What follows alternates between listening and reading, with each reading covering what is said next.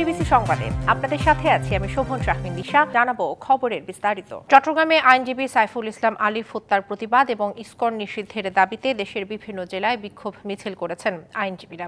সকালে বরিশাল জেলা ও দায়রা জজ আদালত প্রাঙ্গণ থেকে বিক্ষোভ মিছিল করা হয়। নগরীর বিভিন্ন সড়ক প্রদক্ষিণ করে আদালতের সামনে বিক্ষোভ সমাবেশ করেন আইনজীবীরা। এ সময় চিন্ময় কৃষ্ণকে শেখ হাসিনার দোসর আখ্যা দিয়ে তার বিচারের দাবি জানানো হয়। একই সাথে সাইফুল হত্যায় জড়িতদের দ্রুত বিচারের আওতায় এনে ফাঁসির দাবি জানান তারা। এদিকে নড়াইলে জাতীয়তাবাদী আইনজীবী ফোরামের আয়োজনে ঘণ্টাব্যাপী মানববন্ধন হয়। এ সময় শতাধিক আইনজীবী উপস্থিত ছিলেন। এ সময় তারা দোষীদের শাস্তি এবং ইসকনকে সন্ত্রাসী সংগঠন আখ্যা দিয়ে দ্রুত তা নিষিদ্ধের দাবি জানায়। একই দাবিতে রাঙামাটিতে জেলা আদালতের সামনে মানববন্ধন করে জেলা আইনজীবী সমিতি। মানহানির অভিযোগে করা মামলায় আত্মসমর্পণ করে জামিন পেয়েছেন সাময়িক বরখাস্ত সহকারী commissioner Taposhi Tabassum Urmi. Dhaka metropolitan magistrate Imran আহমেদের আদালত তার জামিন মঞ্জুর করে। সকাল 10:30টার দিকে আদালতে যান উর্মি। এরপর আইনজীবীর মাধ্যমে আত্মসমর্পণ করে জামিন চেয়ে আবেদন করেন। এ সময় জামিনের বিরোধিতা করে বাদী পক্ষ। শুনানি শেষে আদালত উর্মির জামিন মঞ্জুর করে। 8ই অক্টোবর আবু সাইদ সহ অন্যান্য শহীদদের নিয়ে বিরূপ মন্তব্যের অভিযোগে উর্মির বিরুদ্ধে ঢাকা আদালতে মানহানির মামলার আবেদন করেন গণ অধিকার পরিষদের সমন্বয়ক আবু হারিফ। এরপর ঢাকার মেট্রোপলিটন ম্যাজিস্ট্রেট জাকির হোসেনের আদালত বাদীর জবানবন্দির রেকর্ড এবং পর্যালোচনা শেষে 28শে নভেম্বর তাকে আদালতে হাজির হতে সমন জারি করা হয়। যে কোনো হঠকারী কাজ থেকে তরুণদের বিরত থাকার আহ্বান জানিয়েছেন বিএনপি মহাসচিব মির্জা ফখরুল ইসলাম আলমগীর। তিনি বলেন, দেশের ক্রান্তি লগ্নে তরুণরা দায়িত্ব নিয়েছেন। এই দায়িত্ব যেন তারা দায়িত্বশীলতার সাথে পালন করে, নইলে দেশ যে অন্ধকারে ছিল সেই অন্ধকারেই পতিত হবে। জাতীয় প্রেস ক্লাবে রাষ্ট্র পুনর্গঠনে লেখক শিল্পীদের ভূমিকা শীর্ষক আলোচনা সভায় এসব কথা বলেন বিএনপি মহাসচিব। আমি আমার তরুণ ভাইদেরকে বিশেষ করে আহ্বান জানাবো যে আপনারা অনেকটা দায়িত্ব নিয়েছেন, দায়িত্ব এসেছেও, এই দায়িত্বটাকে দায়িত্বশীল ভাবে পালন করতে হবে এবং গোটা জাতিকে সামনে রেখে পালন করতে হবে। আমরা এমন কিছু করব না, এমন কোন হঠকারিতা করব না যে হঠকারিতার মধ্যে দিয়ে আমরা আবার অন্ধকারের মধ্যে চলে যাব। সকলেরই এখন যেটা উচিত যে অনৈক্য সৃষ্টি না করে ঐক্যের মধ্য থেকে আমরা যে সুযোগটা সামনে পেয়েছি সেই সুযোগটাকে কাজে লাগিয়ে অন্তত আমরা কিছুটা সামনে এগিয়ে যাই। বাংলাদেশে কখনোই সম্পূর্ণ গণতন্ত্র ছিল না, সবসময়ই গণতন্ত্র কলুষিত হয়েছিল বলে জানান জাতীয় পার্টির চেয়ারম্যান জি.এম. কাদের। বলেন, কোন রাজনৈতিক দল নিষিদ্ধকরণ সমর্থন করে না জাতীয় পার্টি। এর মাধ্যমে সেই দলের সমর্থকদের মধ্যে তীব্র অসন্তোষ সৃষ্টি হয়, যা দেশের ভারসাম্য রক্ষার পরিপন্থী। রাজধানীর বনানীর কার্যালয়ে ব্রিফিংয়ে এসব কথা বলেন তিনি। জাতীয় পার্টি আওয়ামী লীগের বিচার চায় কিনা এই প্রশ্নে জি.এম. কাদের বলেন, এই দলের দুঃশাসনের বিচার চান তারা, তবে কোনো রাজনৈতিক দলকে নিষিদ্ধকরণের পক্ষে নয় জাতীয় পার্টি। এদিকে সাংবিধানিক কাঠামোতে সংস্কারের লক্ষ্যে সংশোধনী 19টি প্রস্তাব দিয়েছে জাতীয় পার্টি। এতে প্রধানমন্ত্রীর সর্বোচ্চ 2বারের বেশি পদে অধিষ্ঠিত না হওয়ার কথা বলা হয়েছে।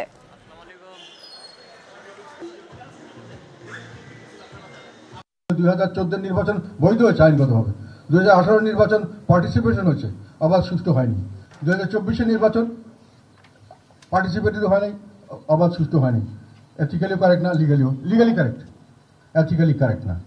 আওয়ামী লীগ সরকারের আমলের দুর্নীতি এবং লুটপাটের শ্বেতপত্র 1 ডিসেম্বর প্রধান উপদেষ্টার কাছে দেয়া হবে বলে জানিয়েছেন ডক্টর দেবপ্রিয় ভট্টাচার্য। এ সময় তিনি বলেন, অর্থনীতি ও জননিরাপত্তা স্থিতিশীল না হলে কাজে আসবে না কোনো সংস্কারই। অর্থনীতিবিদরা বলেন, আগামী 6 মাসে যদি রিজার্ভে স্বস্তি না আসে তবে অর্থনীতিতে বড় ধরনের সংকট তৈরি হবে। সকালে ইআরএফ কার্যালয়ে বর্তমান অর্থনৈতিক অবস্থা নিয়ে আলোচনায় বক্তারা এমন কথা বলেন। জানান, রিজার্ভ বাড়লে আমদানিতে স্বস্তি তৈরি হয়, আস্তে আস্তে কমে আসে মূল্যস্ফীতি। দেশে এখন অর্থনৈতিক অনিশ্চয়তা তৈরি হয়েছে, তাই বিনিয়োগ ব্যাহত হবে, আর বিনিয়োগ না বাড়লে কর্মসংস্থান নিশ্চিত হয় না। ব্যাংক খাত স্বস্তিতে ফিরছে উল্লেখ করে বলা হয়, রেমিটেন্স এবং রপ্তানি আয় বৃদ্ধি অব্যাহত থাকলে উন্নতি আশা করা যায়। দেশের অর্থনৈতিক স্থিতিশীলতা ব্যাহত করছে উচ্চ মূল্যস্ফীতি, নিয়ন্ত্রণে ভুল পন্থা অবলম্বন করেছিল বিগত সরকার। আমরা যে পলিসিগুলো নিয়েছি, আমরা কিন্তু ইম্পোর্টটাকে কম্প্রেস করে রাখতে হচ্ছে। কেন? একটা কনসার্ন হচ্ছে আমাদের এনাফ রিজার্ভ নাই। আমরা যে এখন চ্যালেঞ্জের মধ্যে যাচ্ছি, সত্যিকার অর্থে এটা একটা আনপ্রেসিডেন্টেড চ্যালেঞ্জ। যেখানে দুটো জিনিস একসঙ্গে যোগ হয়েছে, ইনফ্লেশন এবং রিজার্ভ ক্রাইসিস। সরকার যে পদক্ষেপগুলো নিচ্ছে বিভিন্ন মন্ত্রণালয়ের পক্ষ থেকে, এদের ভিতরে সমন্বয় আছে কিনা এই প্রশ্নটাও কিন্তু বড়ভাবে আসছে। আগামী 6 মাসের জন্য একটি কর্মপরিকল্পনা সামনে দরকার। বকেয়া বেতন সহ বিভিন্ন দাবিতে গাজীপুরের কালিয়াকৈর চন্দ্রাতে ঢাকা টাঙ্গাইল মহাসড়ক অবরোধ করেছেন মাহমুদ জিন্স কারখানার শ্রমিকরা। শ্রমিকদের 1 মাসের বকেয়া, সার্ভিস বেনিফিট এবং কারখানার কর্মকর্তা এবং কর্মচারীদের ক্ষেত্রে 6 থেকে 9 মাসের বকেয়া বেতন এবং সার্ভিস বেনিফিটের দাবিতে সকাল 9টা থেকে মহাসড়ক অবরোধ করা হয়। এদিকে যান চলাচল বন্ধ থাকায় বিপাকে পড়েছে ওই মহাসড়ক ব্যবহারকারীরা। শিল্প পুলিশ জানিয়েছে, মালিক পক্ষ এবং বিক্ষুব্ধদের সাথে কথা বলে মহাসড়কে যান চলাচল স্বাভাবিক করার চেষ্টা চলছে।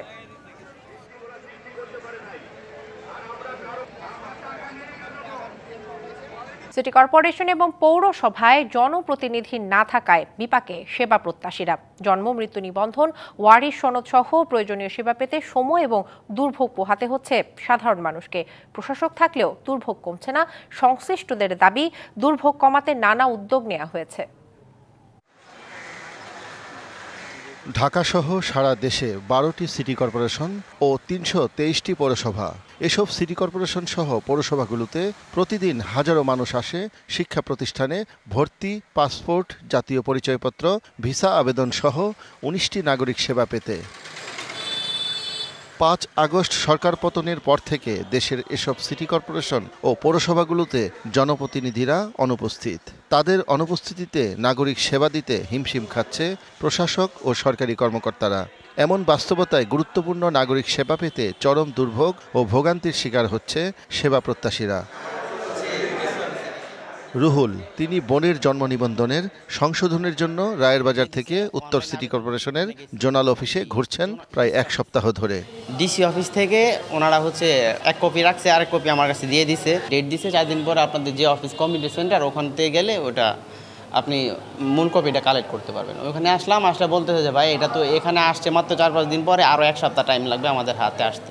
রাজধানীর কাউন্সিলর অফিস ও জোনাল অফিসের কর্মচারীরা বলছেন, তারা সাধ্যমতো চেষ্টা করছেন সেবা দিতে, তবে জনপ্রতিনিধি না থাকায় উঠে আসে তাদের সীমাবদ্ধতার কথাও। এক ব্যক্তি 9টা ওয়ার্ড করা সম্ভব না, আপনারা ভাগ করে দেন, 3টে ওয়ার্ড করে দেন, আরও 2জন অফিসার দেন। এই 9টা ওয়ার্ডের দায়িত্ব একজনকে দেওয়া হয়েছে। তাই 9টা ওয়ার্ড থেকে রোজ যদি একটা ওয়ার্ড থেকে 20টা সার্টিফিকেটও যায়, তাহলে 180টা সার্টিফিকেট হয়। হ্যাঁ, এগুলা চেক করার ব্যাপার আছে, মনে করেন অনুমোদনের ব্যাপার আছে। কাউন্সিলর মহোদয় না থাকার কারণে একটু দেরি হচ্ছে। এসব বিষয়ে ঢাকার উত্তর সিটি কর্পোরেশনের প্রধান নির্বাহী কর্মকর্তা জানান, নাগরিক সেবা নিশ্চিত করতে তারা সর্বোচ্চ চেষ্টা করছেন, তবে সেবা প্রত্যাশীদের আবেদন যাচাই বাছাই করতে গিয়ে কিছুটা সময় লাগছে। যখন কাউন্সিলররা ছিলেন তখন একটা লোকাল অ্যাটাচমেন্টের কারণে সবাইকে চিনতেন, জানতেন, বাট এইখানে একটু সমস্যা আছে। সে কারণে এই সার্টিফিকেটগুলা বা ঠিকানা সঠিক কিনা এটা যাচাই করতে কিছুটা সময় নিচ্ছে। এই সময়টা সেবা প্রার্থীরা দিতে চায় না।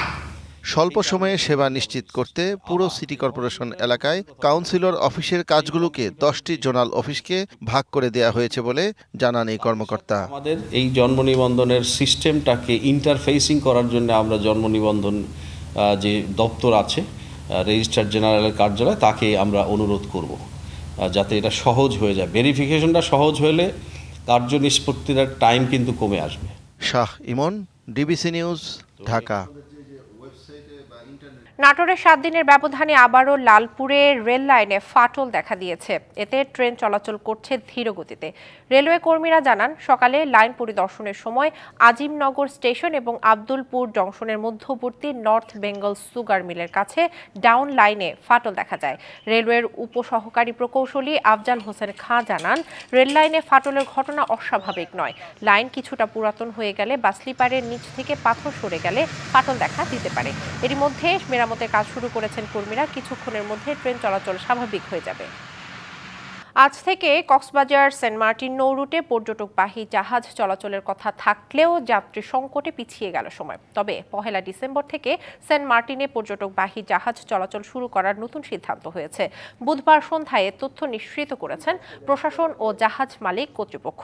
চলাচলের অনুমতি পাওয়া জাহাজ কিয়ারি সিন্দাবাদের ব্যবস্থাপক নূর মোহাম্মদ জানিয়েছেন, তাদের জাহাজের ধারণ ক্ষমতা 350 জন, অথচ টিকিট বুকিং 70 জনেও গড়ায়নি।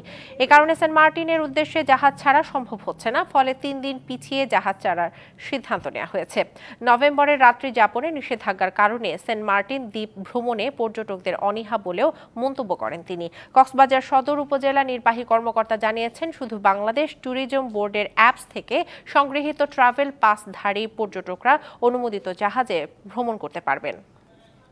আবহমান বাংলার শীত মানেই পিঠা পার্বণ, আর সেই উৎসবে এবার ভোলা জেলায় যোগ হয়েছে নতুন মাত্রা। 30 রকম ভর্তা আর বাহারি পিঠা নিয়ে সাড়া ফেলেছেন কাউসার ঢালি নামে এক পিঠা ব্যবসায়ী। তার পিঠা আর ভর্তার টানে শুধু স্থানীয়রাই নয়, দূর দূরান্ত থেকেও ক্রেতারা ছুটে আসছেন। অন্যদিকে ঝালকাঠিতে পিঠা বিক্রি করে সংসারে সচ্ছলতা এনেছে নিম্ন আয়ের নারী ও পুরুষ। আধুনিকতার ছোঁয়ায় গ্রাম বাংলার এই ঐতিহ্য হারিয়ে যেতে বসেছে। তাই পিঠা তৈরির সংস্কৃতি ধরে রাখতেই ভোলায় জমে উঠেছে পিঠা বেচা কেনা। শহরের ফুটপাত থেকে শুরু করে গ্রামেগঞ্জে বিকাল থেকে গভীর রাত পর্যন্ত চলে পিঠা বিক্রির ধুম।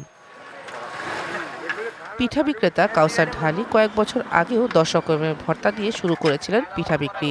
এবার পিঠার সাথে 30 রকমের ভর্তা দিয়ে ক্রেতাদের দৃষ্টি আকর্ষণ করছেন তিনি। সন্ধ্যা থেকেই তার দোকানে যেন চলে উৎসবের আমেজ। যে এখানে বিভিন্ন রকমের ভর্তার আইটেম আমরা দেখতে পাই এবং ওগুলো খুবই সুস্বাদু, যে কারণে আমরা বারবার এখানে আসি। অনেক রকম সিরিয়াল দিয়ে পিঠা পাওয়া যায় না, ভর্তাটা খুব মজা।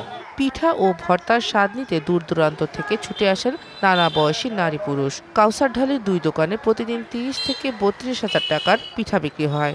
60-15 ভর্তা আছে, 2 দোকানে আমি বেশি 20,000 বেচে, মানে 12,000-এর মতো, 12-13,000 ডেলি বেচে। তো 2 দোকানে 32-33,000 টাকা বেচা কিনা হয়, 1000-10 টাকা আমার লাভ থাকে ইনশাল্লাহ। শীতের আগমনী বার্তার সাথে সাথে ঝালকাঠি শহরের বিভিন্ন এলাকায়ও বসেছে পিঠার মেলা। সাজের পিঠা, চিতই, চটা আর ভাপা সহ নানা পিঠা তৈরি করছেন নারীরা। বিকাল থেকে রাত অবধি চলে বেচাকেনা। মৌসুমী পেশা হিসেবে পিঠা বিক্রি করে সংসারে সচ্ছলতা এনেছেন অনেক নারী। তাদের সহযোগিতা করছেন পুরুষরাও।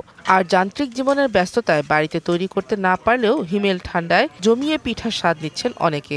বাসায় তো প্রত্যেকদিন পিঠা তৈরি করে না, পিঠার প্রতি অন্যরকম একটা টান থাকে, যার কারণে আমি আসি, খাই। বাসায় বানাইতে অনেক রিস্ক ঝামেলা, এই জন্য আর কি এখানে বানাই, এখানে বসে খাই। শীতের সিজন এই রেটে বাড়তি আয়, আমার সংসার একটু ভালোই চলে। পিঠা বিক্রির সাথে জড়িতদের সহায়তা করার কথা জানিয়েছে বিসিক। এই উদ্যোক্তারা এই পিঠার সরবরাহ করে বা বিক্রি করে তাদের জীবিকা নির্বাহ করে থাকে।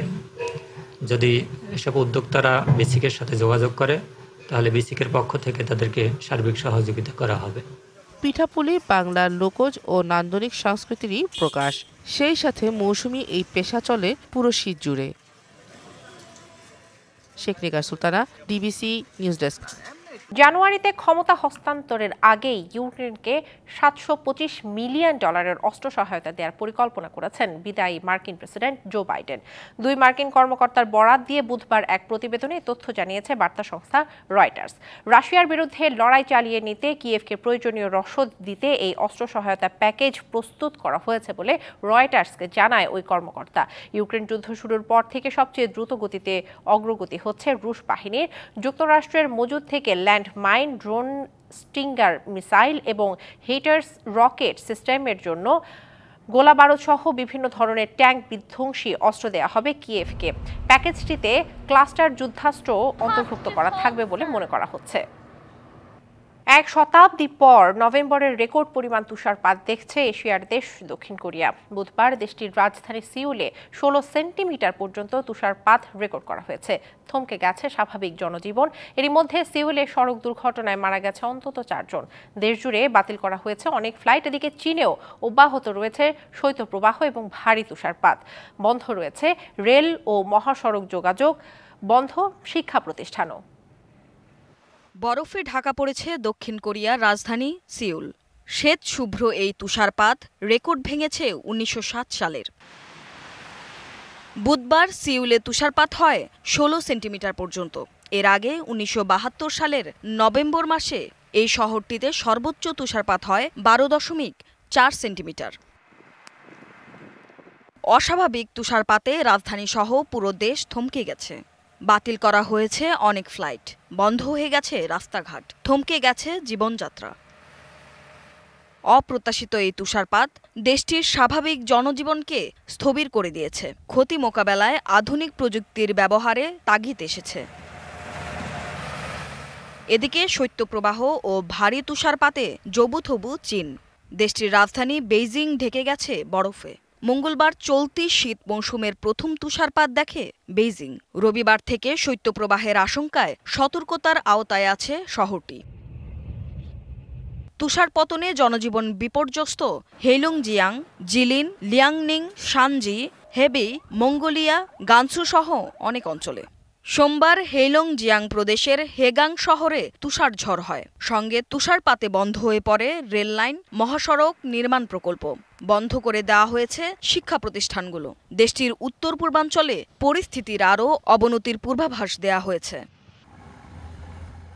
Tumpa Tarafdar, DBC news desk. রীতিমতো রেকর্ড বয় বনে যাচ্ছেন স্পেনের লামিনে ইয়ামাল। এবার সর্বকনিষ্ঠ ফুটবলার হিসেবে গোল্ডেন বয় পুরস্কার জিতলেন তিনি। ইউরোপের শীর্ষ সংবাদ মাধ্যমের প্রতিনিধিদের ভোটে এই পুরস্কার পান ইয়ামাল।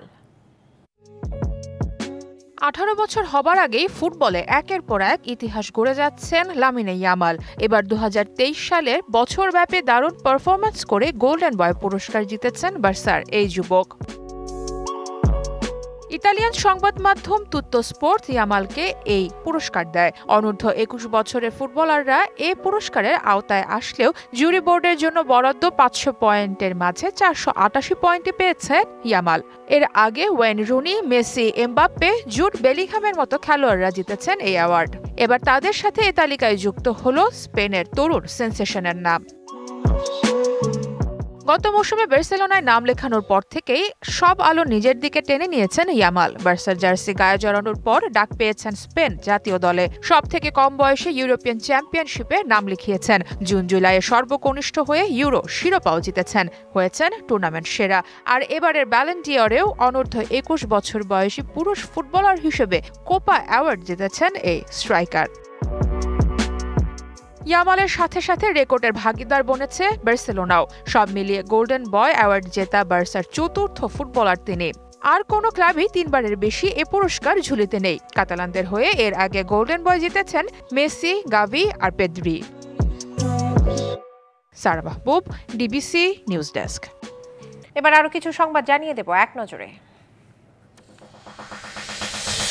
9 দফা দাবিতে সচিবালয়ে মহাসমাবেশের ডাক দিয়েছেন কর্মকর্তা কর্মচারীরা। সকালে সচিবালয়ে বাংলাদেশ সচিবালয় কর্মকর্তা কর্মচারী সংযুক্ত পরিষদ এর ব্যানার থেকে আগামী বুধবার মহাসমাবেশের ঘোষণা দেওয়া হয়। দাবি বাস্তবায়নে গড়িমসি এবং দুর্ব্যবহারের অভিযোগে একজন যুগ্ম সচিবের অপসারণের দাবিও জানান তারা।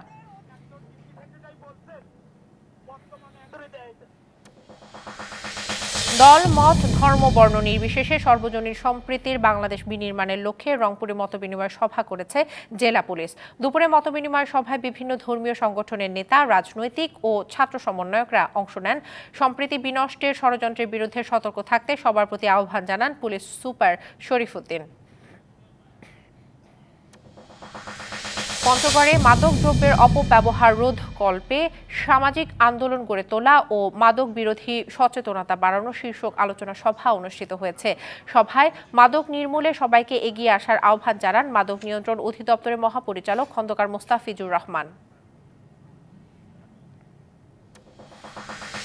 মৌলভীবাজারের কুলাউড়ায় চাতলাপুর শুল্ক স্টেশন দিয়ে ভারতের সাথে আমদানি ও রপ্তানি সহ সকল বাণিজ্য কার্যক্রম বন্ধ হয়ে পড়েছে।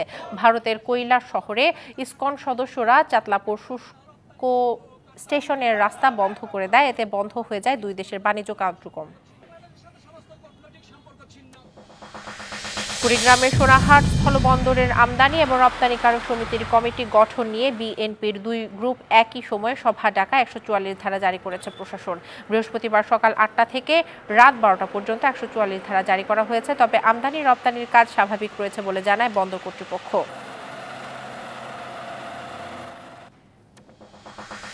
হুফাজুল কুরআন ফাউন্ডেশন বাংলাদেশের উদ্যোগে চট্টগ্রামে বিভাগীয় 29তম হিফজুল কুরআন প্রতিযোগিতা অনুষ্ঠিত হয়েছে। সকালে নগরীর 16 সুলতানিয়া ইসলামিক একাডেমিতে চট্টগ্রাম বিভাগের বিভিন্ন জেলার বিজয়ী 4 গ্রুপের মধ্যে এই প্রতিযোগিতা অনুষ্ঠিত হয়।